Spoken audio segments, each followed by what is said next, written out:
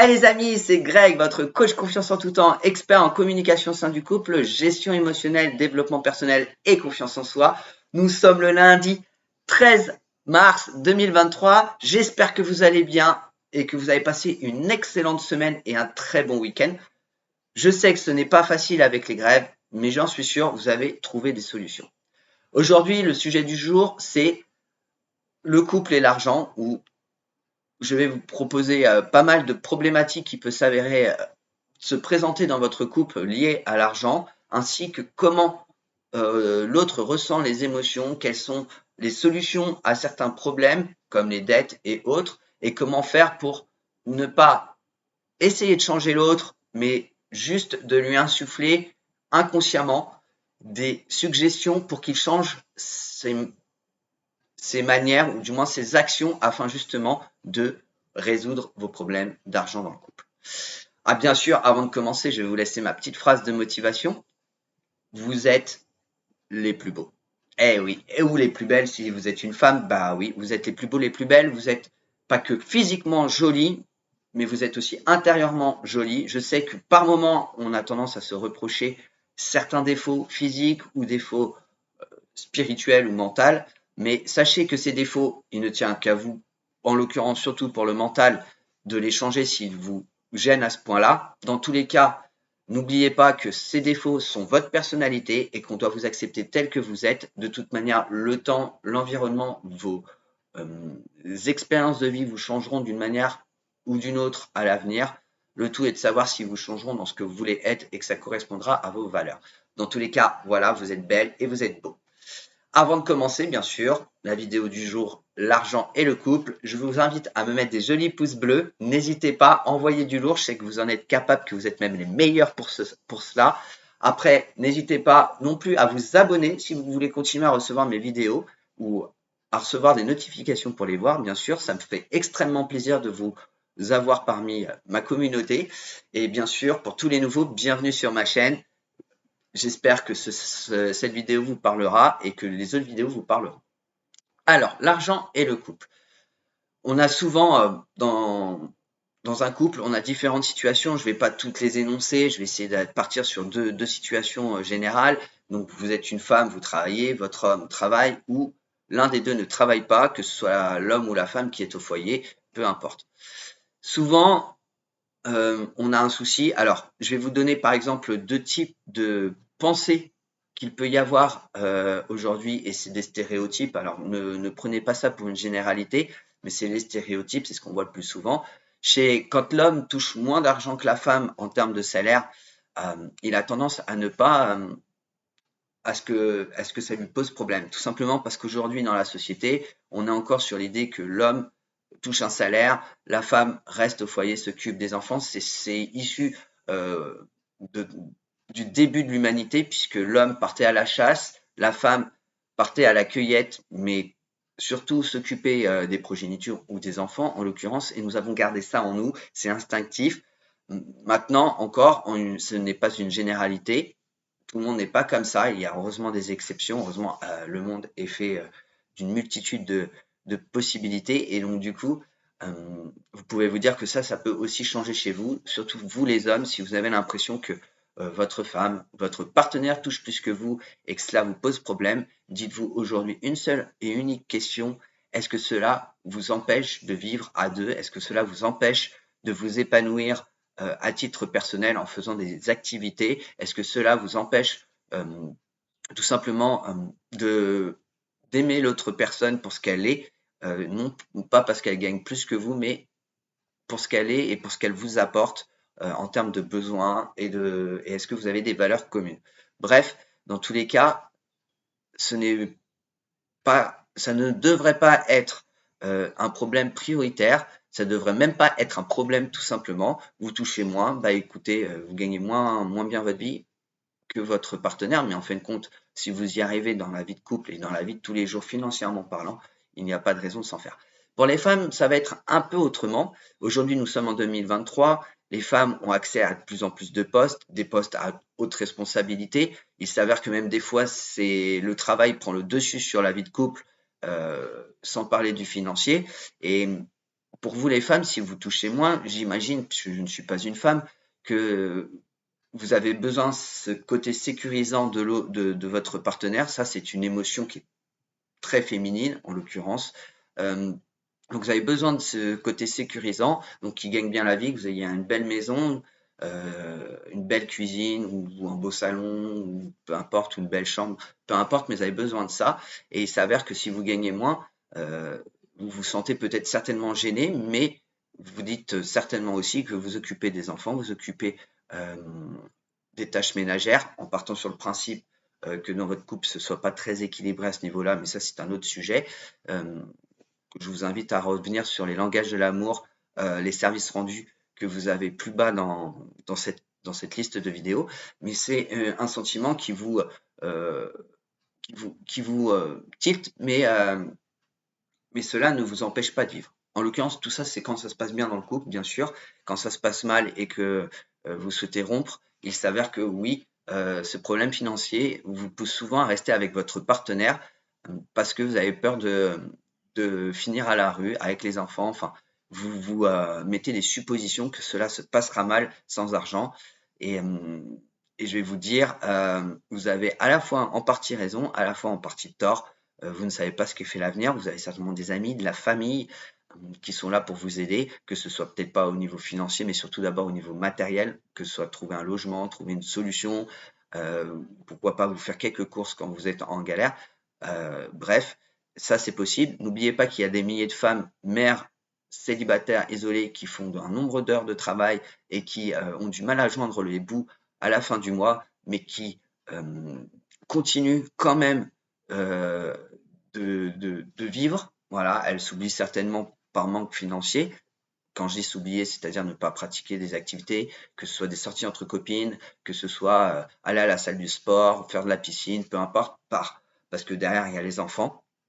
Euh, et à la limite, elle se concentre certainement plus sur cette tâche de mère que sur la partie financière, mais elle s'en sort. Donc dites-vous que si elle s'en sort, vous pouvez aussi vous en sortir.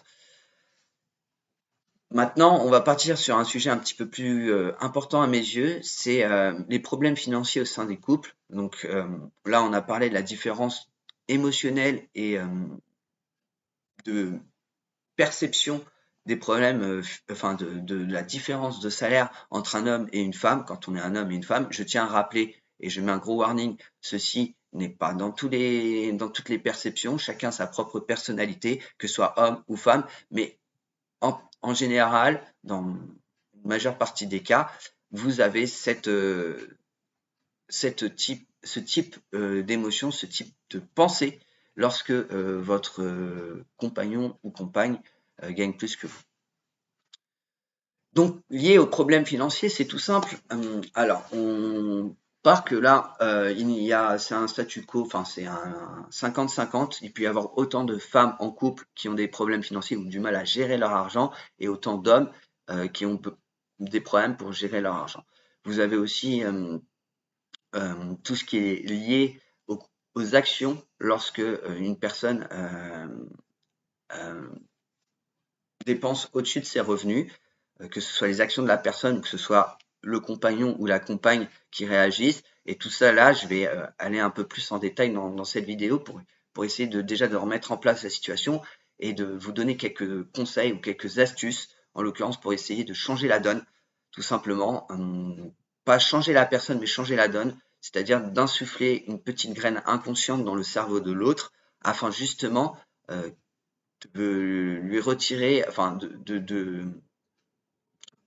justement de le faire réagir pour qu'il ne vive pas au-dessus de ses moyens et qu'il ne vous emmène pas en fin de compte dans dans l'endettement où vous pousse donc à ne plus vivre dans vos propres moyens.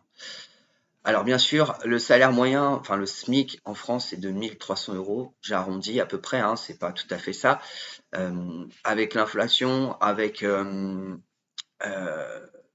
avec l'inflation, la guerre en Ukraine et le Covid, financièrement aujourd'hui, cette somme paraît très dérisoire.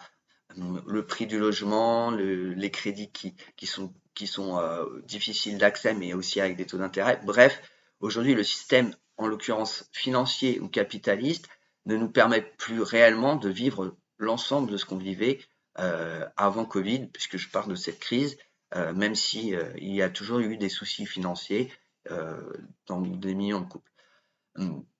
Dans des milliers de couples, en l'occurrence. Des millions, peut-être pas, mais des milliers.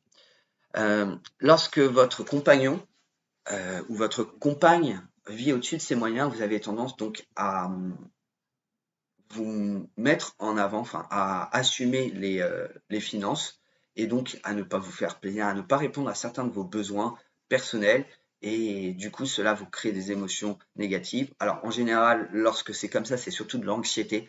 Alors l'anxiété, c'est le stress lié à l'avenir, tout simplement, comment se passera la journée de demain, après-demain, le mois prochain, comment je vais faire pour m'en sortir le mois prochain avec tel ou tel salaire ou telle finance sur mon compte en banque. Et je peux comprendre cette anxiété, elle est tout à fait humaine puisque c'est ce qui nous fait un petit peu, qui nous projette un petit peu à l'avenir, mais elle n'est pas bonne si elle reste à la longue. Et lorsque vous avez quelqu'un qui dépense au-dessus de ses revenus, alors je vais donner quelques exemples, ça peut être pour des addictions, alors en général c'est pour des addictions, que ce soit au jeu, à l'alcool, aux drogues, etc.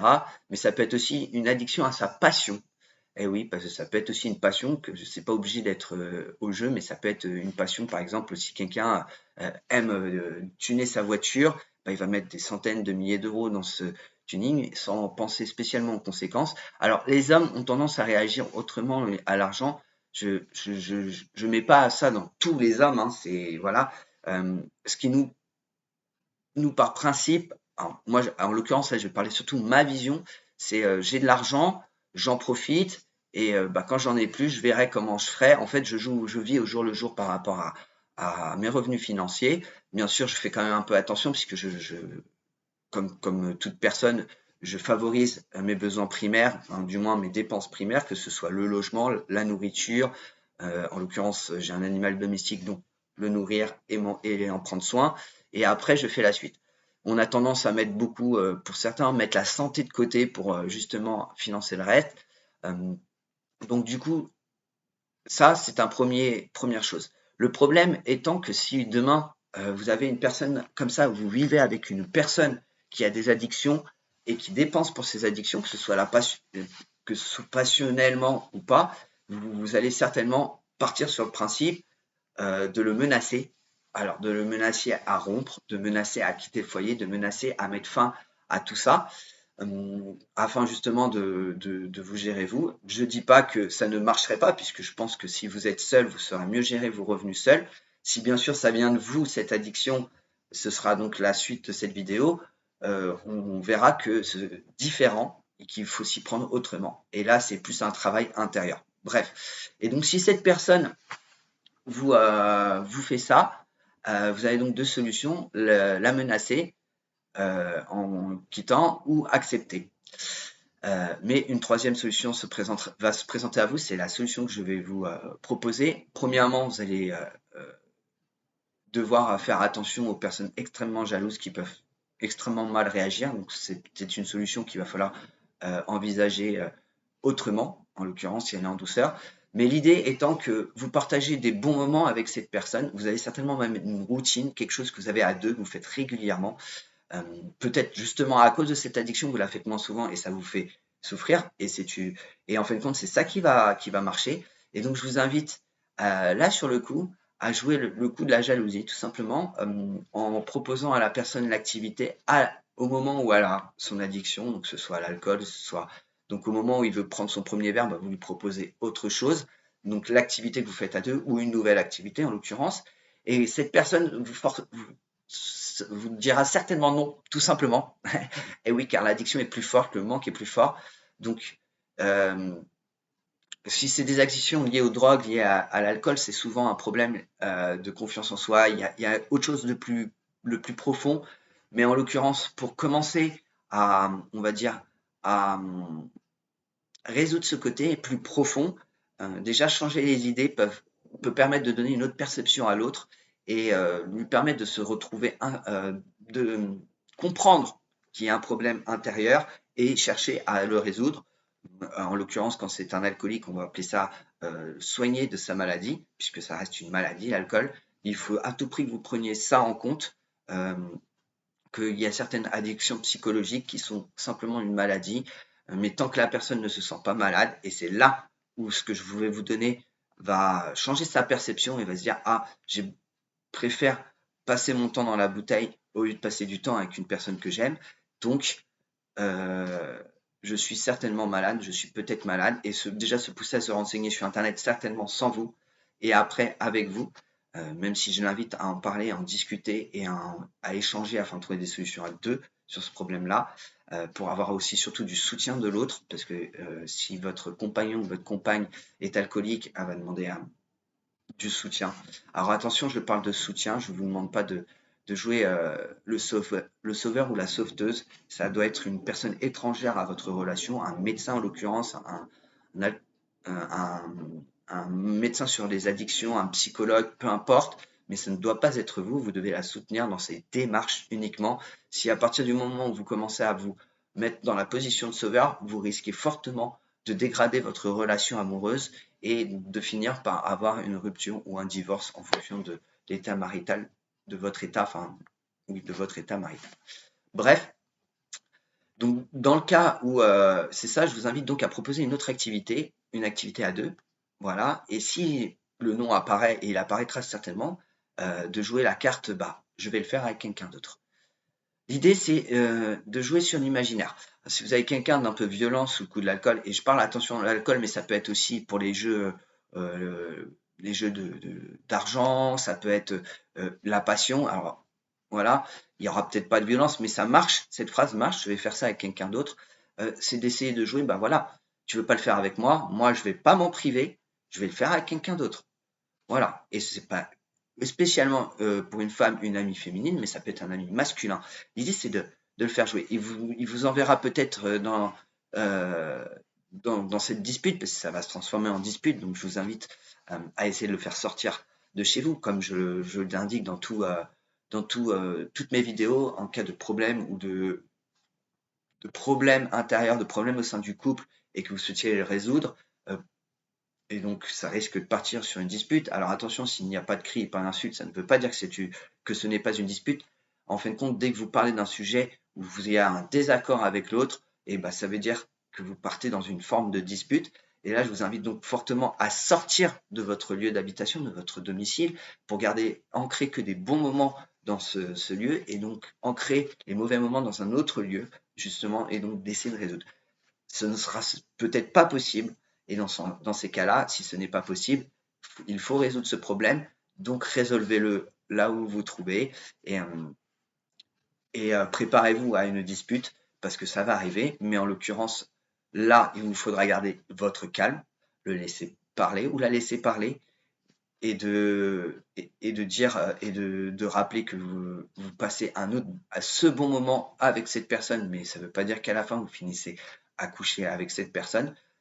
Voilà, ne menacez pas que s'il continue ou elle continue comme ça, vous allez rompre, parce que comme je vous dis, il y a de fortes chances, dans les trois quarts des cas, à ce que cette personne reste dans ses addictions ou dans sa passion, ou se réfugie même plus dans cette passion, parce que ça lui permet de se changer les idées, de se concentrer sur autre chose que les problèmes liés à vous. Et donc, au lieu de résoudre la chose, vous reculerez et donc vous préparez cette activité et vous la faites avec cette personne. Dans l'idée, c'est vous n'avez pas à vous priver. Maintenant, s'il y a un problème financier, s'il y a, comme on parlait d'un problème financier, ça mène à des problèmes financiers. L'idée étant aussi euh, de vous de créer un compte pour vous, un compte en banque pour vous, avec, exceptionnellement, et tous les mois de mettre de l'argent dès que votre paye tombe. Si ça, s'il y a des problèmes, des difficultés financières au bout de 15 jours, euh, bah vous n'aurez pas le choix que d'en parler déjà, premièrement avec votre compagnon, donc vous en parlez en dehors, donc s'il y a de l'alcool, etc., en dehors de l'alcool, donc faites-le sortir à un endroit où il ne peut pas boire, ou pour quelqu'un qui joue au jeu, ne l'emmenez pas au PMU d'à côté, mais emmenez-le dans un endroit où il ne peut pas jouer, bref, afin qu'il se concentre sur ce problème. Amenez-lui des solutions à ce problème. Je ne vous demande pas de lui demander de ne plus du tout jouer, mais pourquoi pas de jouer moins régulièrement, d'y aller par dose. L'idée étant, n'oubliez pas que le manque agit pendant 21 jours. Les addictions, c'est 21 jours dans le cerveau. L'idée est donc de réduire pour arriver un jour à ces 21 jours complets. Lui rappeler que voilà, sachez qu'il n'est pas impossible à cette personne de se retirer cette addiction ou de réduire sa passion. Il faut juste qu'il trouve le bon équilibre. Donc l'idée est de trouver le bon équilibre. Faites des propositions. C'est des suggestions comme vous voulez et laissez-le choisir ou laissez-la choisir. Ne la menacez pas, ne lui faites pas du chantage. Le chantage a un effet très négatif sur les gens. Vous avez peut-être des personnes qui sont très réactives au chantage et d'autres qui ne le sont pas. Donc je vous invite vraiment à y aller en douceur. Vous avez donc eu donc ce problème financier tous les mois, c'est compliqué. C'est lié à votre couple, c'est lié à vos dépenses. Vous avez aussi des dépenses internes, en fin de compte. Peut-être avez-vous un logement qui vous coûte trop cher à deux, peut-être que vos salaires. Là, je vous invite à prendre rendez-vous avec votre banquier. Prenez le rendez-vous à deux, c'est beaucoup plus intéressant. Une personne extérieure aura plus d'influence par rapport à vous. Donc, vous pouvez jouer sur le rendez-vous à la banque à deux pour justement trouver une solution à vos problèmes financiers avant, bien sûr, qu'il soit trop tard. Et enfin, je vous invite à y penser une fois de temps en temps à ce problème. C'est pas facile quand tous les matins on se lève, qu'on regarde son compte en banque. Donc n'allez pas trop sur l'appli de la banque. Euh, voilà, faites-le une fois par semaine pour vérifier où vous en êtes plus ou moins, si vous voyez. Et puis, bah, bien sûr, euh, si vous vous privez, trouvez-vous des activités gratuites. C'est fortement possible. Vous pouvez même, par exemple, je vous donne un petit truc, en général, les associations sportives ou d'activités de passion offrent le premier stage découverte. Ils appellent ça en général un stage découverte. C'est offert. S'il faut que vous fassiez, par exemple, 10 écoles de danse pour faire 10 stages, bah, faites-le. Après tout, c'est offert. Il n'y a pas de mal à faire ça. En attendant, et puis projetez à la limite positivement vos futurs projets financiers, que ce soit l'achat d'une maison, l'achat d'une voiture. N'hésitez pas à en reparler avec votre compagnon ou votre compagne. Euh, Bien sûr, là, ce sera aussi une motivation pour l'autre à arrêter ou à diminuer sa passion, voire à arrêter si nécessaire, mais surtout diminuer la passion. N'hésitez pas à mettre en place un plan à deux de financement. Je parle un peu comme un banquier, un petit peu comme un chef d'entreprise. Mais l'idée, c'est qu'au fond, à titre intérieur, dans les pensées intérieures, le fait d'avoir tout ça, votre cerveau va se rassurer, tout simplement, se rassurer sur l'avenir. Et l'anxiété qui est liée à ça va diminuer.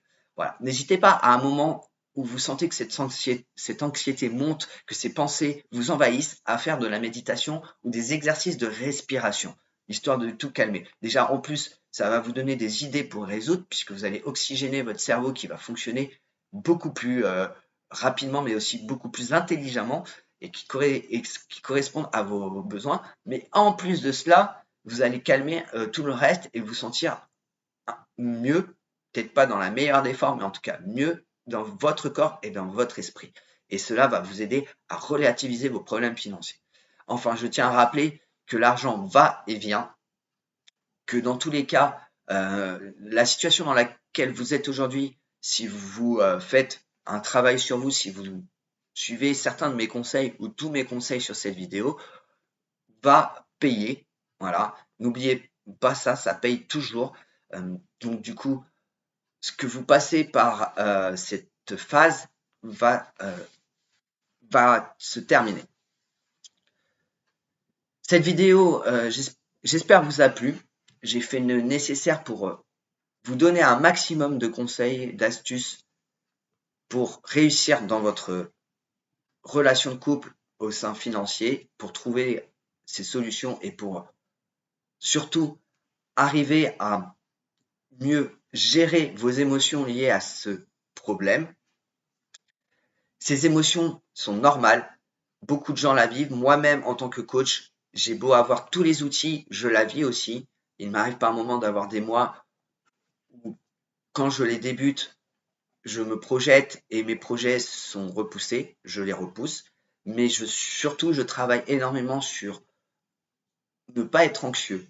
Voilà, de ne pas vivre cette anxiété. Et je relativise énormément ma situation. Je me dis que j'ai énormément de chance d'avoir un toit, d'avoir un travail, d'avoir quand même de la nourriture dans mon frigo, en l'occurrence d'avoir aussi un chien merveilleux qui est en pleine forme. Du coup, je me dis que tout ça n'est que broutilles, tout simplement, dans ma vie, et que je vais atténuer ce problème, que je vais trouver une solution à ce problème. Je vous souhaite en tout cas une très bonne semaine. Ça a été encore une fois un grand plaisir de vous faire cette vidéo. N'hésitez pas à me mettre des jolis pouces bleus, à vous abonner à cette chaîne, à commenter surtout cette vidéo. Je vous souhaite encore une fois une très bonne semaine et je vous dis bye les amis.